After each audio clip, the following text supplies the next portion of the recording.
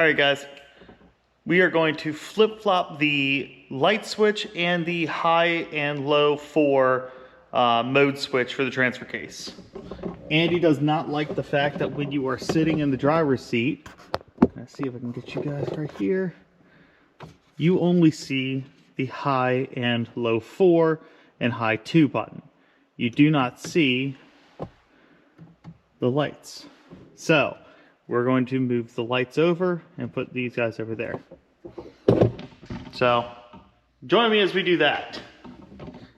All right, now this is honestly a fairly easy fix. So I'm just going to grab underneath the panel, give it a little tug, even pressure, that way you don't break any of the clips. And we're going to have one 7mm screw right here.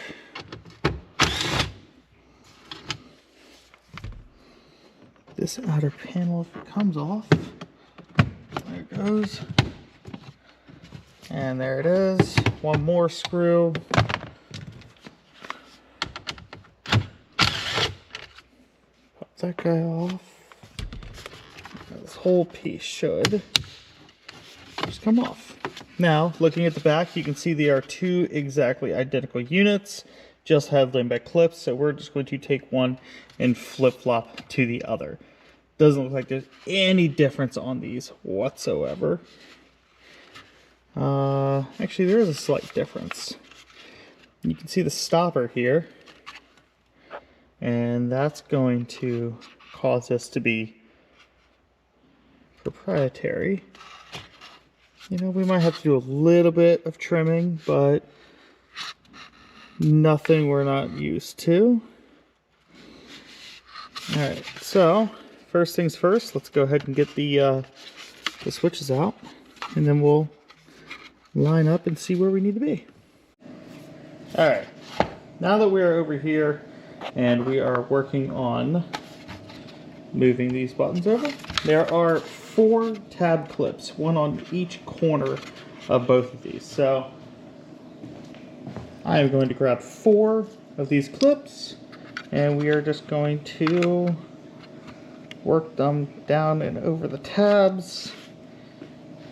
A little bit of a wedge in order to get them in. There's 1, there's 2. So that whole side's already out. We'll do the same thing on the other side, and it should just pop up. There it is. So that's 1, and now let's do the other. All right, so flipping this over and flipping these guys over, that's how they were designated. All right, I don't see any reason spacing wise that won't fit, and any spacing on why that wouldn't fit. The only conflict we are going to run into are these stoppers, which we honestly can just get a Dremel and Dremel those off. Okay, so I used a simple belt grinder. You can see, just took off the corners and nicked it up just a little bit there, but took off everything that I needed it to. Now, that's how they were displayed when we got them out of the truck. Now we're going to flip-flop, meaning that this guy should slide right in and clip. Same thing with this one. Slide right in and boom, just like that. They're not loose, they don't wobble, they don't move around.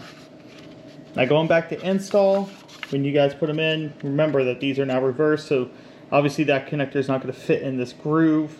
You're just going to flip-flop it over. But that's the final product, and we'll take it back over to the truck and get it installed. So now that we're back over the truck, we have our panel, we have our light switches and everything flip-flopped. Remember, we'll go ahead and plug this guy back in because that did not change. Push down the locks. These guys did change, however. So this entire cord is going to be flip-flopped now. So we will put this one here, and we will put this one here. Luckily, there is plenty of room for everything to fit. We're going to tuck our cables back into its hole. And voila! So, don't forget to put in your 7mm screw on the side. Your 7mm screw on the bottom. And now the rest is pretty easy.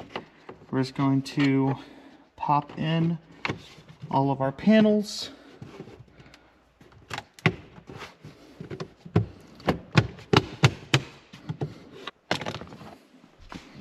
And one last piece. So, now when you are sitting in a truck, you will be able to see your lights. You'll have to lean over to see your four-wheel mode and high and low, but everything's gonna be right there. Light switch obviously works. We've got our lights, but easy fix. So that took me maybe 10 minutes with recording. So remember, please like, subscribe, and follow. If you guys have any questions on what I did to do that, it's pretty self-explanatory, but I can always guide you through some details on that. Please remember, like, subscribe, and follow. If you guys have any questions, reach out. We can always be here to help. But we got a couple other little small quirks inside this cockpit here for Andy. He doesn't like how big the steering, the Prindle switch for park, reverse, neutral, and drive. He hates how long it is.